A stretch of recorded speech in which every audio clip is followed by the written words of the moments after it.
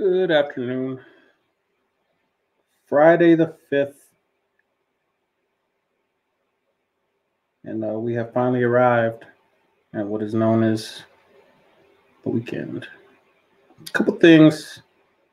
Real quick, I'll probably want to be live for about 30 minutes or so. Test some audio real quick. I'll probably want to be live for about 30. All right, let's get this microphone a little bit closer. 3 minutes or so. Quality is important. Show me. Test some audio real quick. If you have any questions, throw them in the chat. Again, I'll probably only be live for about 30 minutes or so. So I just want to provide value real quick, and then we'll get out your way and let you get to your weekend.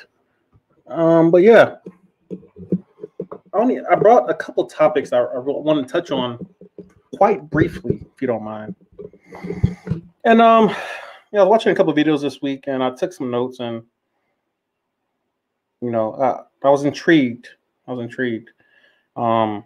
Something Jordan Peterson said, and if you don't mind, I'm gonna partake. I hear in New Zealand they don't have these, which is amazing. But yeah, a couple things I want to touch on real quick. And again, if you have any questions, throw it in the chat. I'll try to get to it real quick. I want to talk about morality. Morality. Is morality a choice?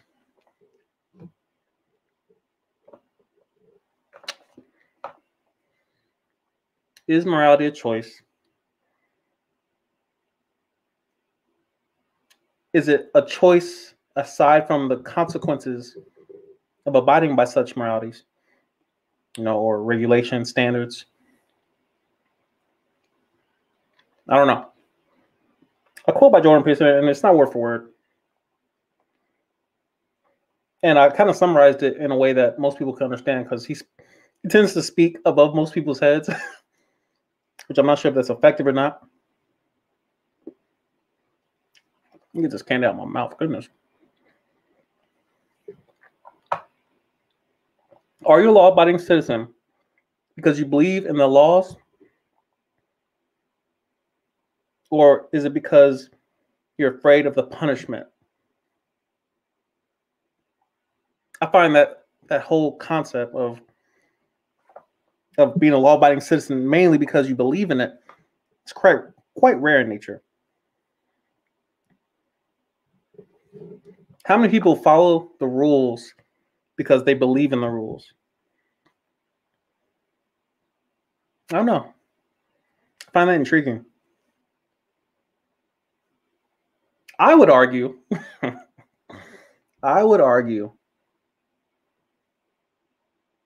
that one's conviction in regard to set rules is relative to the enforcement of the rules or standards or regulations. I hate to misuse words. Perfect example. Let's say at your given job, a coworker of yours shows up late. 5 minutes late to work, stuck in traffic, something went wrong, kid spilled something, cool. Coworker shows up to work 5 minutes late. Let's say, for these purposes, let's say you're in the military. Let's bring it home. You're both in the military, you and your coworker, you're in the military. They show up 5 minutes late to work. Let's say the punishment for that crime, we're breaking that rule, is death. And so your coworker's taken out back, we'll take an L. Put them down. It's too much. Can't have it. Your coworker dies because they were late for work. How many other people do you think would be late, the next day or, the rest of their careers? It's something about, and it's why I always make the specification between rules and standards, and, the enforcement of both of those has to do with what you can enforce, first of all, because most standards are measurable. They're enforceable, whereas a lot of rules, it's arguable. It's hard to enforce certain things, like give more effort, try harder. You didn't want it bad enough. Do the best you can. None of that is enforceable.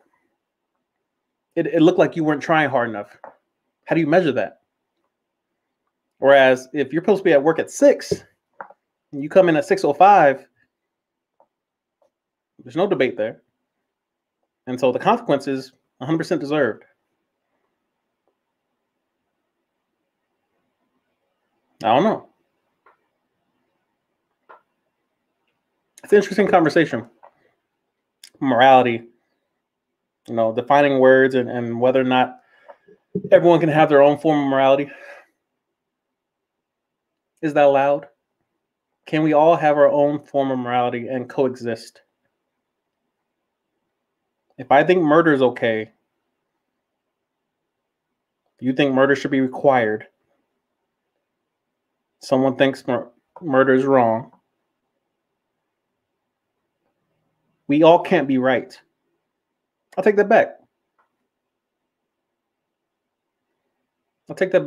What if we all could be right in our own worlds, in our own houses, in our own existence? Behind closed doors, we all have our own belief system. Cool. But it's almost like the second we leave our houses, we leave our abodes, and we go out into what we call society. Can we all operate on the same, or can we all operate on different belief systems? Mind you, without crossing a boundary of someone else. Can I do what I want to do, without crossing into your territory? That's kind of like the belief system of a libertarian. Everyone should be able to do what they want to do without infringing on someone else's right to do what they want to do. It's difficult. Got a couple chats. Nigel, I see you. Hear him. I'm erasing from my life. What's scary is that weird, horrible things sometimes happen. And I've got to say, procrastination is one hell of a horrible condition. I'm not sure if all three of those are attached here.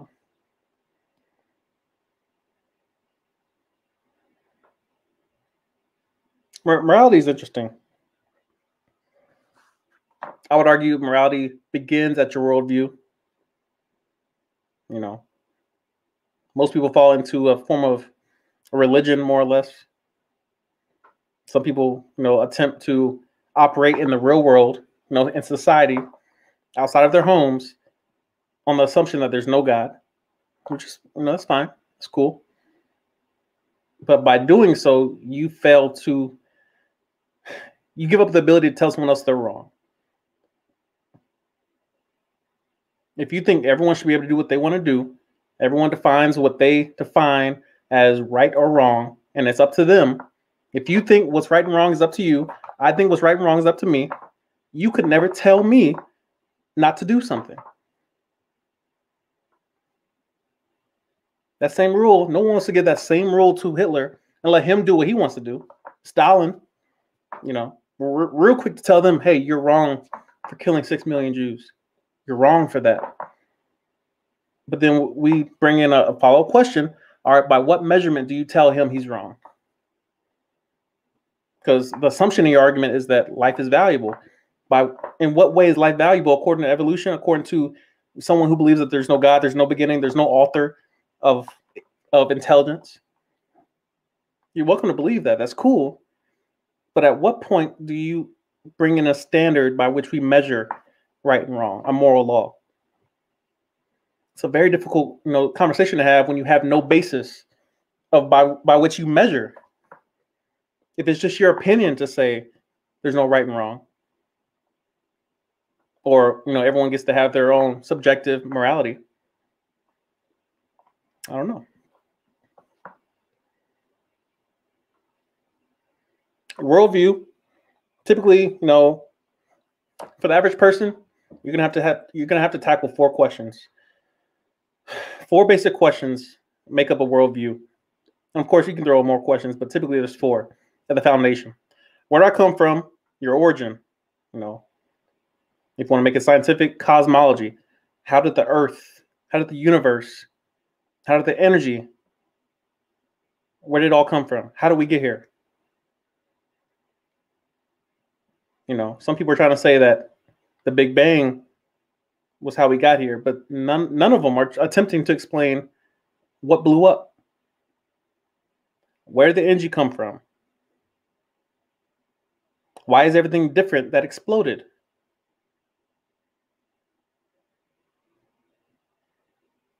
Why do we have moons orbiting different directions?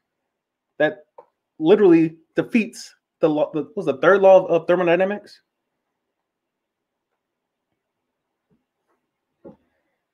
So that's just one question. That's just one question. Next question, which is probably even harder. How do I tell right from wrong? I need a moral law by which to measure that's objective in nature, because if it's moral relativity, where every one of you, all 11 of you watching, there's 11 different rights and wrongs. You have your set of rules, I got my set of rules. How do we coexist with that? There's a reason why there's one speed limit on one road. That's crazy to think that we can all have our own speed limit. It doesn't make any sense. So there has to be an objective moral law, moral standard by which everyone operates on it, which tells me that it can't be a human that makes the moral law. Because at that point, as soon as a human makes the moral law, it's now an opinion that we're operating off of. That person is here. They wrote some rules down, and we're going to go off those rules until they die. And then when they die, I guess somebody else takes over. Or I don't know if Godfather did with that set of rules. Essentially, we can't go off of a human's opinion of what is right and wrong. So it can't be us. The question now remains, who makes the moral law? Who's in charge? Third question. What gives my life meaning? This is one of those abstract questions where, everyone can kind of throw an answer out there. Oh, well, just treat other people the way you want to be treated. Cool. But some would argue that we have intrinsic value, that we are different than animals, that killing a chicken is different than killing a human being. Vastly different. Some will argue if you hit a dog versus a human being, you get worse punishment for hitting the dog. Humans, we frown upon animal abuse. What gives my life intrinsic value? And it's quite easy to identify that we're not the same as animals. We're not the same as chimpanzees and gorillas. Name a gorilla or any form of an ape that's ever flew at the speed of sound or faster. An ape that's ever driven a car. Let's say 55 miles an hour. Find me an ape of any kind. I don't care. Find the smartest one you can find. And tell me how deep, that ape has, dove to in the ocean. Why is it that it's only humans that can fly faster than the speed of sound, faster than any bird that was designed to fly? Humans fly faster. That's crazy. But we're the same. We have the same ancestry as a banana, as a rose, a whale, a dog. We all have the same DNA somehow, the same ancestor.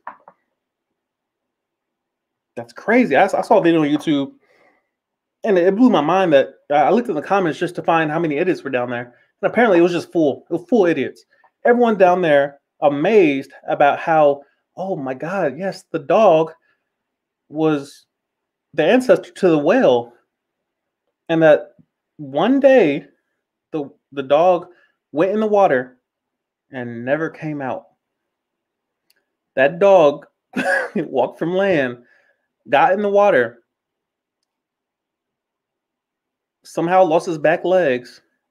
The back legs turned into one big fin over millions of years somehow. So, You're telling me over millions of years, this dog learned how to swim, learned how to see underwater, which obviously water filters ultraviolet light. So his eyes changed somehow to be able to see underwater, found something to eat.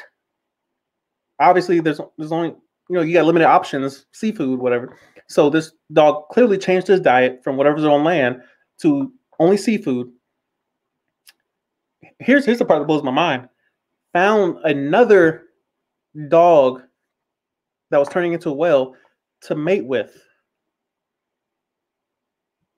Over millions of years, of course. So, of course, it starts with one. But you're telling me this one dog lived for millions of years to be able to transition into a whale? Or, of course, I watched the whole video. So the way they try to explain it to make it make sense, because, I'm sitting there just losing it. To make it make sense, they said the dog went in the water, and over millions of years, of course, it progressed into what we now see as whales. Cool. So you're telling me at some point, and hear me, at some point, the dog did not have any legs, but also didn't have any fins or the flipper thing in the back. How did it survive? Because, again, you're in transition. It's kind of like a car. You take the wheels off, but you're putting on wings or something to make it into a plane. Cool. At one point in that cycle, in that process, it's not moving at all, period. And that's just for a car turned into a plane. Think about how a dog has no legs, no fins, but is attempting to live in a completely different ecosystem than it was born in, I guess. The stuff is wild. These videos are rampant on YouTube, talking about a dog turned into a whale. Simple question: why didn't the dog get back out the water? You said it was on land, then went in the water, but why did it just stay in the water? It blows my mind, that type of stuff. Back to the original question. When we think about the intrinsic value of a human being, the human mind, not the brain, the human mind, completely different. Completely different. You look at people that are in comas, they have their brain, but yet they're not there. They're not sentient. Why not? Because the mind is not physical. Information is not physical. Language is not physical. Logic is not physical. Law, it's not physical. Gravity, it's not physical. Mathematics, just all the. That's why when you think about naturalism, that can't be right. It's self-defeating. If you find one exception that disproves this law, like we're not talking about opinion or rule, we're talking about a law. There's too many exceptions. Anyway, the intrinsic value of the human is quite apparent when you start looking for evidence. And then lastly, the fourth question of the worldview: where do I go when I die? The question that probably has the least amount of evidence. It's one of the scariest questions because, again, I made a video on this channel about the afterlife. And the analogy I used was YouTube, for example, or Facebook or Instagram or TikTok. How if your phone dies, if your hardware dies, does YouTube, Facebook, TikTok, the social media fail to exist? No, the hardware just died. Your battery died. Your phone doesn't work anymore. Your iPhone is inoperable. But yet the cloud, Google Photos, the internet is still there. And if you look for evidence of why this is, a coma is a perfect example of how you can have the body, you can have the brain, you can have the involuntary functions of the body still functioning, meaning the body is still breathing, the heart's still beating, pumping blood throughout the body. And yet there's no sentient being there. That's the issue that we have to deal with as far as realizing the body could be alive and the mind not be there. The question is, where is that mind when the body's alive and the mind's not there? Where did that mind go? So when you follow the kind of the line of thinking, you would argue, if my body dies or if my body's alive, that still doesn't mean the mind's there. What is consciousness? What is a conscience? How do we program a conscience? Who programmed the conscience? It's a mystery. We have instincts. Somebody programmed that. Who's in charge of that? Who gave us instincts? Consciousness, the fact that we're aware. I don't know how else to explain consciousness. I don't think anyone knows what consciousness is. The fact that we are present, we have a brain, but we also have a mind to interact with our surroundings through our senses. And then we have a conscience that tells us this may or may not be right or wrong. I find that so intriguing. The layers of existence, the way we interact, intimacy, seduction, anger, hatred, bitterness, affection. How do we have all these different layers and yet nature is all there is? We're here by chance, time, matter, and energy. And somehow we just kind of boom, iPhones, YouTube, TikToks everywhere. Just no one made it. A factory blows up and TVs somehow just start assembling themselves. If you had a factory full of parts, just throw a ton of electronics in there. You took a Tesla factory, you took a Sony factory, and you just left all the parts in there, took all the humans out and blew it up. You just gave it energy, a big bang, if you will. You just gave it energy and you just, boom, blew it up. Would you expect any order to come from that? How many devices assembled with integrated complexity? Everything in its rightful place, charged, mind you. We're going to charge the devices as well, but we're only going to give it energy. There's no order. There's no intelligence behind it. There's no mind behind it. It's going to give it energy. You would not expect any order to come from just giving energy to something. There's one organism on the face of the planet that utilizes sunlight effectively. Why is that? Chlorophyll. Are there any other organisms on the face of the planet that utilize sunlight that can operate in photosynthesis? Why is it only plants? These are very simple questions, again, that make up a worldview. That when you wake up, when somebody asks you, what do you believe about the world we live in? And again, all these questions come up. You begin to form your own worldview when you start attempting to answer questions, because not all these questions have answers. A lot of them just have the inference to a best explanation.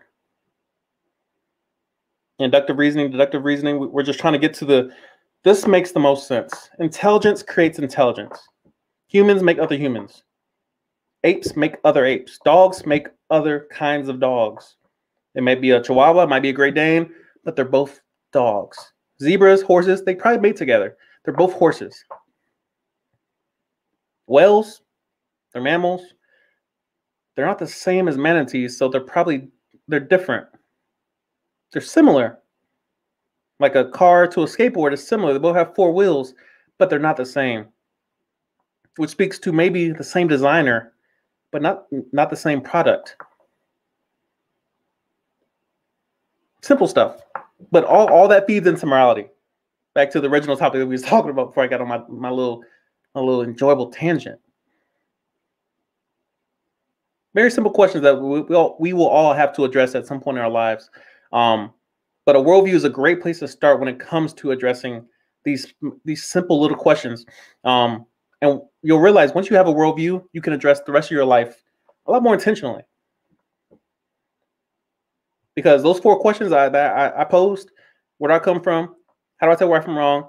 What gives my life meaning? And where do I go when I die? They all pair perfectly together when you have the right answer. I'm not here to tell you what to put to those questions. That's none of my business. You might think those questions are irrelevant. That's your business. But I'm sure there's part of you that's curious. Those are pretty good questions. Why would a dog be my ancestor? How far do I have to go back to find a dog mating with my mother? How far? How many generations that you take your great grandfather out and you put organic soup? It rains on the rocks for millions of years. An organism protruded out of it, found another organism to mate with that happened to be the same kind, produced offspring, and that began the whole cycle of evolution. As far as we just kind of, it's macroevolution, because there's 6 definitions of evolution. A lot of people just don't study enough to realize that. But micro, we definitely observe micro. And again, I want to get all into the whole debate, but there's microevolution, and you see that in dogs. You see big dogs, small dogs, polka dot dogs, Dalmatians. You see Great Danes, but they're all dogs. They're all dogs. They're all capable of mating with each other and producing more dogs. But it's the issue when you say that dog is the ancestor to an elephant. That's where you lose me. The macro evolution. No one observes that. Humans would be very upset if they start mating intentionally, especially family planning, and they got something else that's not a baby coming out. They'd be upset.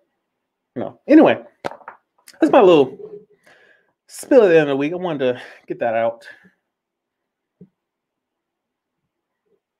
That's the type of stuff I study in my free time. Stuff that keeps me awake at night. It's the simple questions that keep me awake. It's the simple questions that keep me awake. I'm like, this doesn't add up.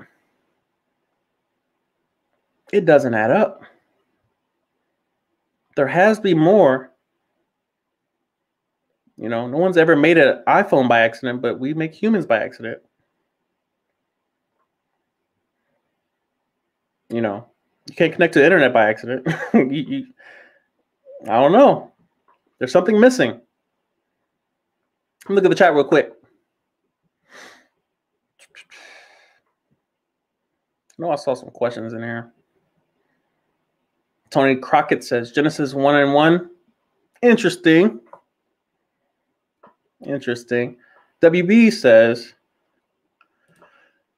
hey, bro, can I ask you something? Yes, you may. I want to join, but I'm worried about the security clearance process. I don't have nothing on record, but I've been done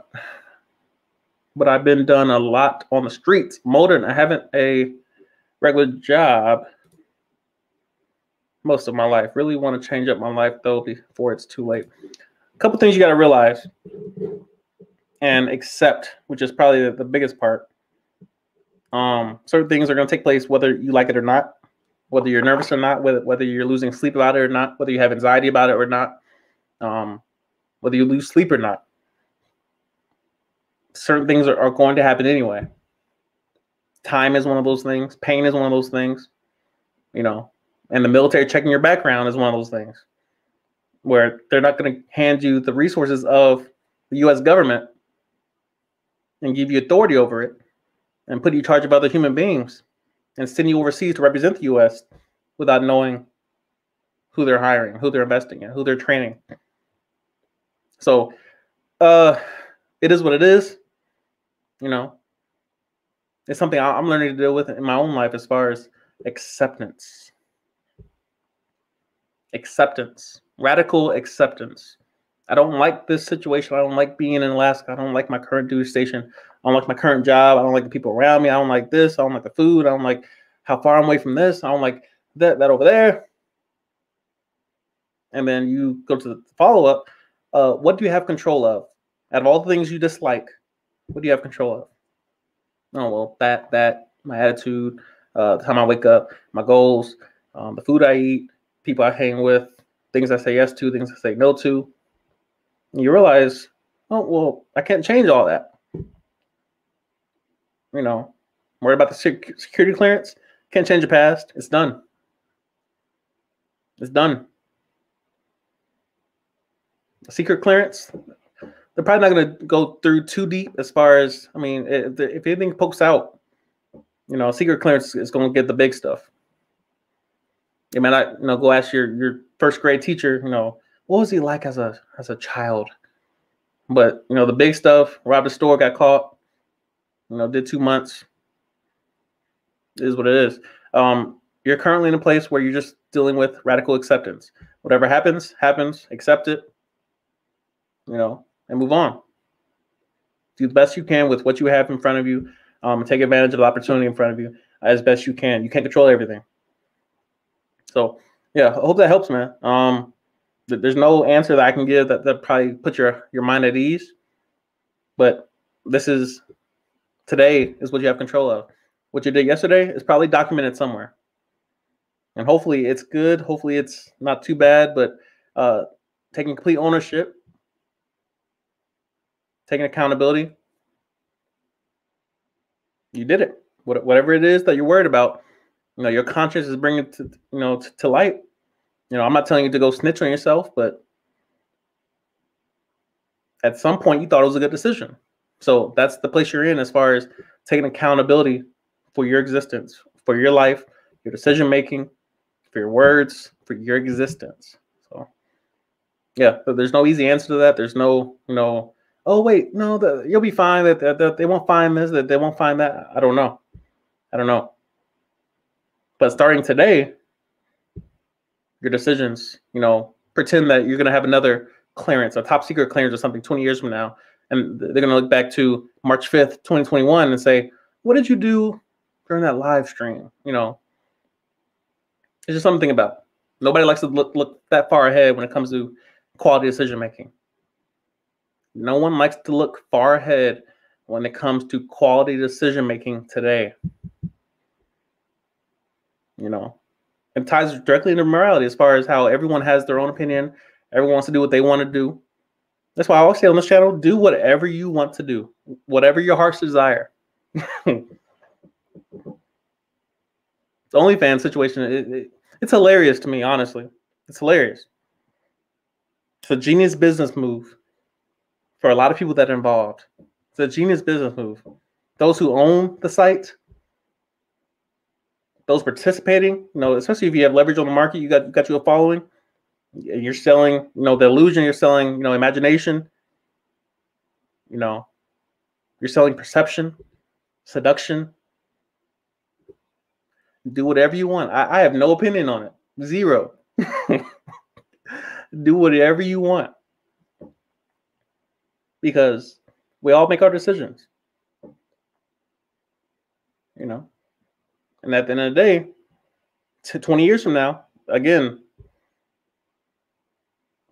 WB, no one would look up today and say, "Boy, I knew this day would come, 20 years back or 10 years back, 5 years back when you were doing what you wanted to do." No one saw today coming, oh, a secret clearance. You weren't thinking about security clearance back in the day.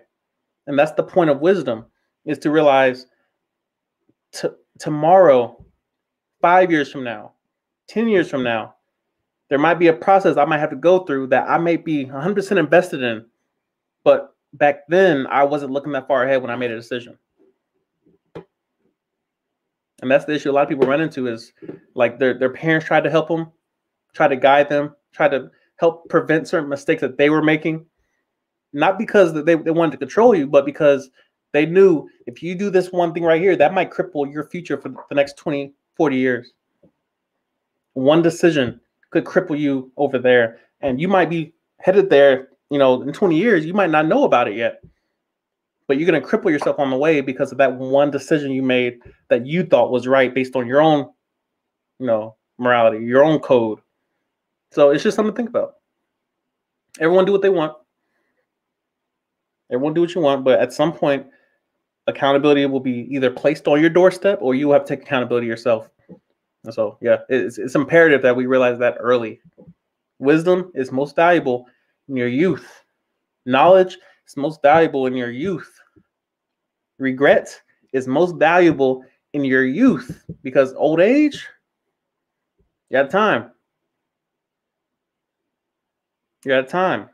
I feel a sense of urgency that when I wake up, what do I need to accomplish? What do I need to know now that I'm going to be looking for and asking questions about 10 years from now? What mistake can I cry about now and don't do it and prevent it then make the mistake and cry after. Everyone cries after. Everyone cries after they do the deed. They make the mistake. I didn't know. Everyone cries after they do it. How many people cry before they do it? How many people seek, help and seek guidance and ask for help before they make the mistake? That's the purpose of wisdom. The mind has trouble dealing and deciphering between imagination and reality. But the purpose of pain is to connect the two. If you're having a dream, you're having a nightmare, you won't know the difference between someone chasing you in real life and someone chasing you in your dream. Your body's just sweating. You're just tossing and turning, and you're suffering in imagination, not in reality, but in your mind. That's the power of the mind. But the purpose of pain is to tell you, oh no, this is actually real. Pain is the purpose. The purpose of pain is to keep you alive. To tell you, this fire is hot. This fire is hot. And some people have to touch the fire to figure out this fire is hot.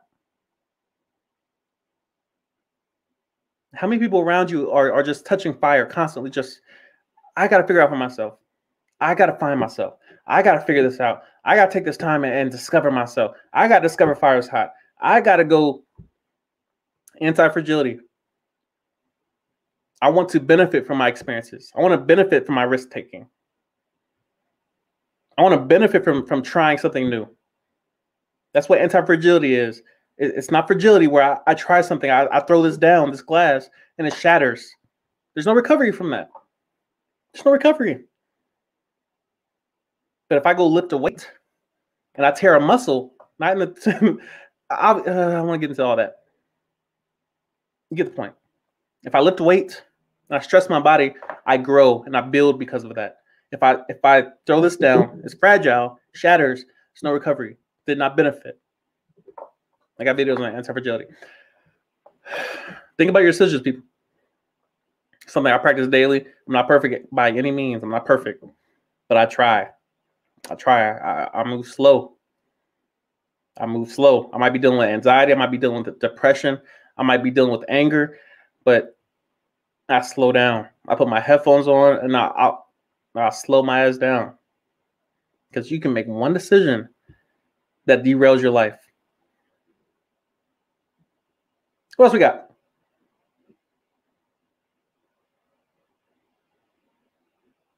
Hiram says, interesting how the Big Bang Theory is actually based on path of travel, patterns, and calculus. You wouldn't think it would be based on anything measurable. By the way they tell the story, something the size of an atom blew up. But apparently no one's in charge of that. No energy was given to it. We don't know what blew up. We don't know where that thing came from. Whatever it was, where did it come from? Where did the energy come from for it to blow up in a vacuum, mind you? And then why was everything different that blew up? I don't know. And then somehow we're just perfectly distanced from the sun to get 80-degree weather in Florida. Not 150, not 300 degrees Fahrenheit, 85, which is ideal for humans. That's mind-blowing.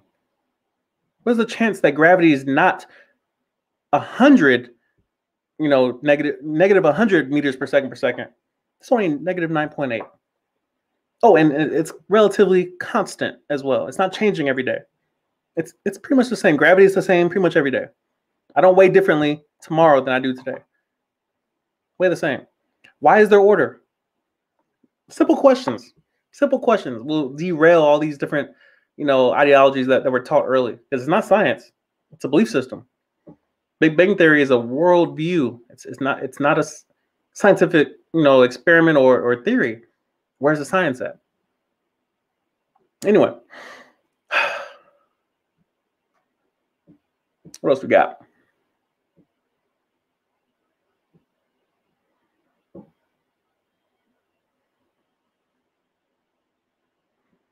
Hiram says, I guess one way to look at what you're describing now is that people have to at least try to follow each other's rules in order to survive by getting along with one another. I disagree.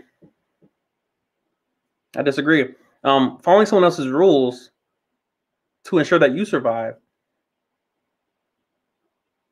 I'm sure the Jews would disagree with you greatly. You know, the many millions that died wishing they had blue eyes, blonde hair. All we have to do, people, is just do what they're doing, or somehow just adopt their ideologies, adopt their racism, classism, or whatever it is. No. Now, what I would say is the solution to making everyone get along, first of all, is to live in a state of tragedy, which seems to level the playing field in most cases. But also, treat others the way you want to be treated. Simple as that. Treat others the way you want to be treated. That happens to be found in the Bible, but it's a trait of humans to resist pain. So if you were to do something to yourself before you did it to someone else, and you realize, oh yeah, that's painful, don't do it to the other person. Simple as that. I almost went on the tangent of being virtuous and how that's a choice only if you have the potential to be dangerous. Jordan Peterson. I'll leave that alone. I'm going to skim through these comments real quick. I'm about to log off. I said 30 minutes. I got happy a little bit.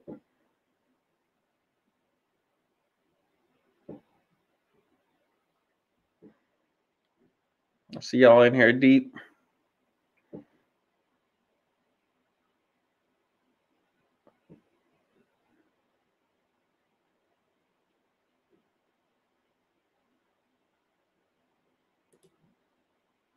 Infographics made a video about a guy that was in a coma for many years and knew what was going on around him. Interesting. Yeah. What is a soul? There's a word for it, but there has to be evidence for a soul because we gave it a name. That's what science does. It labels. It labels. It gives gravity, which is just numbers. It's just a measurement. It's just something we observe. Newton just saw an apple fall, but we labeled it. This is gravity. It's a label. So now we have a soul. It has a label clearly. Where's the evidence for it? The question is, how much evidence is there? The quality of evidence. And of course, there's a level of semantics at the end of the day. Shout out to Kaiser Kilborn, the first person to ever comment from Twitch. This is dope. This is pretty dope. Humans use it to produce vitamin D. I'll assume you're referring to the argument of, when I mentioned the sun and how chlorophyll tends to benefit and the photosynthesis process, utilizing the sun's energy. I'm not saying nothing else uses it. I'm saying plants, chlorophyll, they have no negative impact when it comes to dealing with the sun. Zero. Plants do not get cancer from standing in the sun. Plants are not putting on sunscreen, sunblock. Humans are. The question is why? Because again, I admit vitamin D is quality. I live in Alaska. I take vitamin D every single morning. 5,000 IUs of vitamin D capsules. Because during the winter, the sun is absent. Luckily, we're getting 6 minutes a day, in sunlight. But during the heart of winter, it's about 4 hours of what we call sunlight. There ain't no vitamin D up here. So yeah, my question remains, why is it that we're putting on sunblock and sunscreen and we're dealing with skin cancer? The plants are not suffering because they were designed to interact in that fashion. We were too, but not to the degree that this plant was designed for it. Designed to harness it solely. And of course, we benefit from plants. It's all connected. It's all connected. What else we got? I don't think asking how far back a dog made it with my mother is the correct question. It's more, two parents have children with different eye colors Then the children with different eye colors have kids with different hair or body shape, and eventually things look different. What you're describing is microevolution. It speaks to variation in kind. Variation, meaning a Chihuahua and a Great Dane, they're both dogs. No argument there. They're both dogs. My issue is when you say an elephant and a mosquito have the same ancestry. Meaning if you follow it back far enough, you're going to find the same bowl of bacterial soup that produced these two organisms millions of years later. That's macroevolution, and we don't observe that anywhere in the universe. Macroevolution, where something turns into something completely different without stimulus, that's mind-blowing.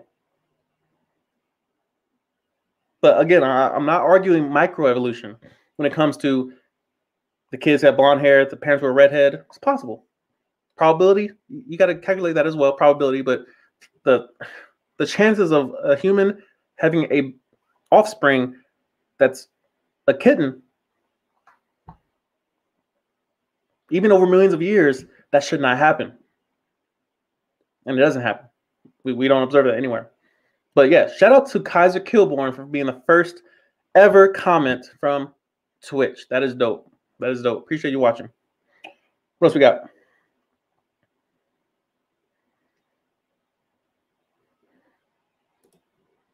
Kaiser on YouTube too, bro. You pulling double duty, bro. I see you. Yeah. Take ownership, make quality decisions. Assume those same decisions you make today or you made today are going to follow you 20 years from now. What did you do today that you might regret when you run for president 20 years from now? No one thinks like that. That's the value of mentorship. That's the value of following someone else's advice that's gone before you, made their mistakes, and you say, what did you do that you regret now?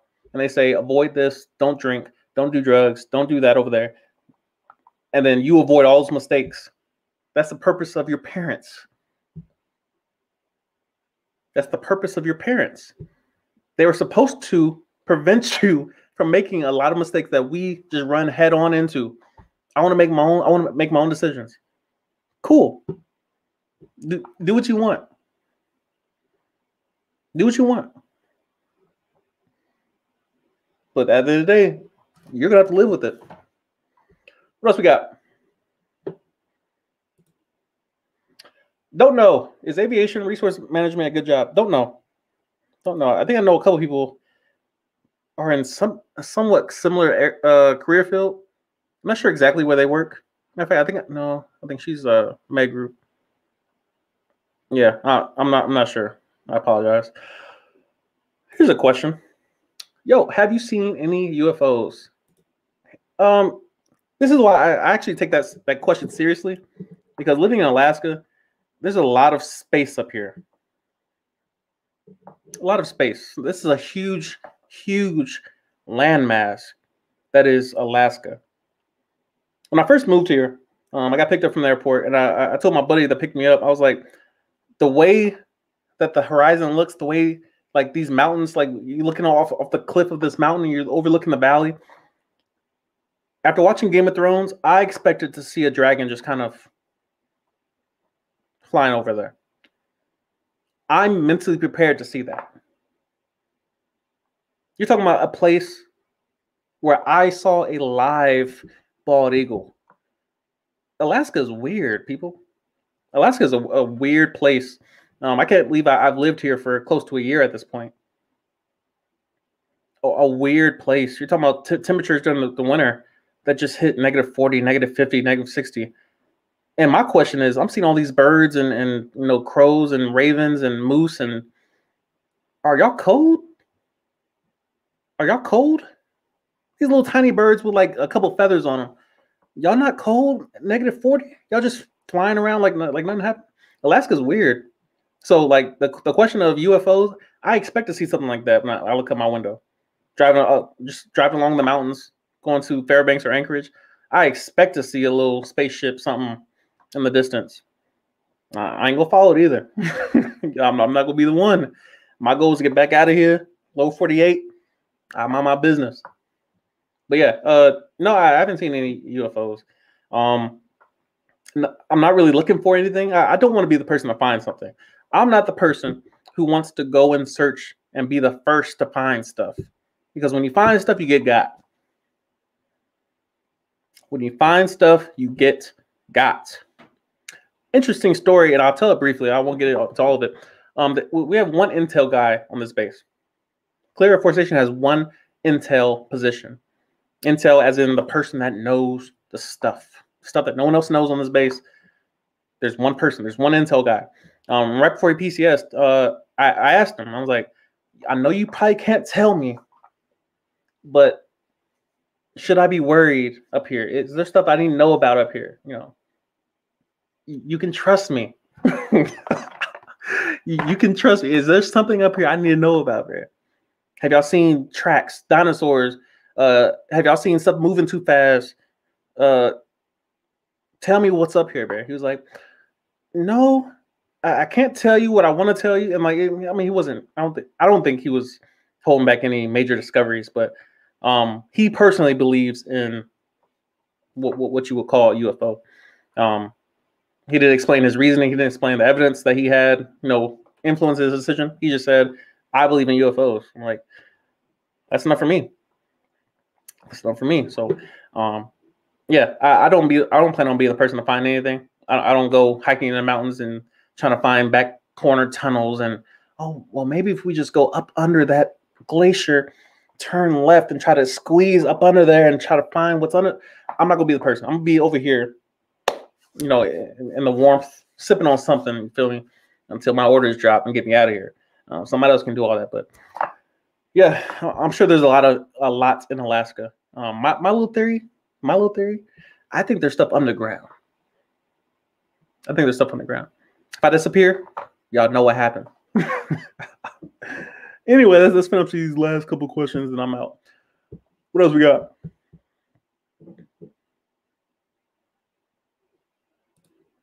You make a good point, Coley Anthony.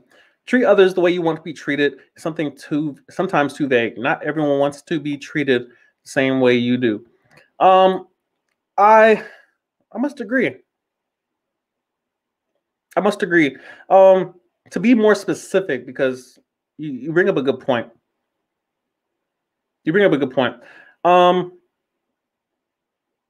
I would narrow my way of thinking, my way of interpreting the quote of treat others the way you want to be treated. I would make it more specific in regards to pain. Even more specific than that, physical pain, definitely physical pain.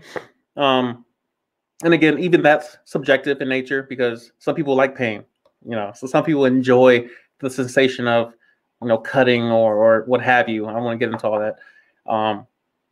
It's a weird world out here. A lot of different, unique humans that we all have our different preferences. And so, I mean, you make a good point. I'll have to go back to the drawing board as far as how to properly adjust that to make it objective in nature, not subjective. That's a very good point, though. Very, very good point. Make me want to think about it a little bit. We'll answer it with a question. How to treat others the way you want to be treated, and it's objective in nature.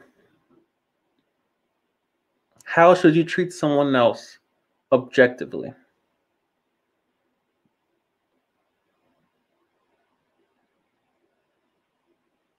It's a good question.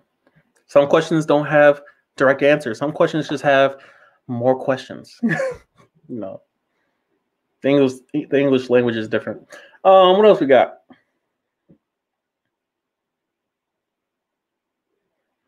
I think Blissful Martini's off to a good start. I'd like to imagine everyone wants to be treated with some form of respect and kindness, even if you display that differently from person to person. Yeah, she's. I would assume you're a female. I believe you're on the right track as far as kindness, respect.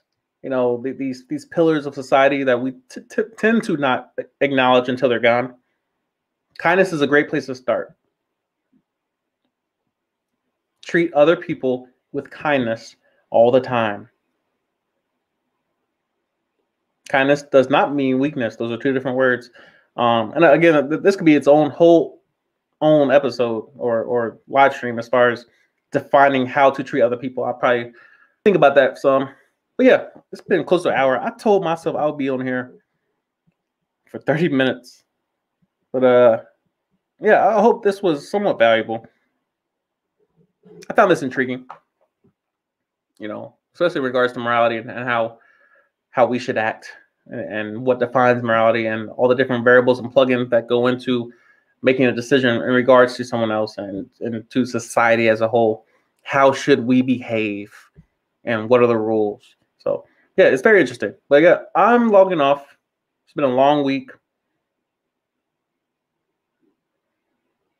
Ooh, Cola, I can't let you get away with that one. Mirroring others may be a better way to treat others best. I agree and disagree because that's a two-edged sword.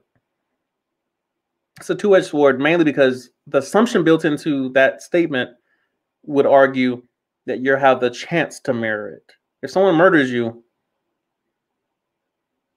if someone sexually assaults you, or there are many cases where, and again, there tends to be an exception for most rules. That's why these rules that we're trying to come up with, as far as the rule is, treat the golden rule, treat others the way you want to be treated, or mirror behavior, or mirror someone's energy, or return energy, or whatever you want to, however you want to explain it. Rules are very difficult to enforce and even harder to live out.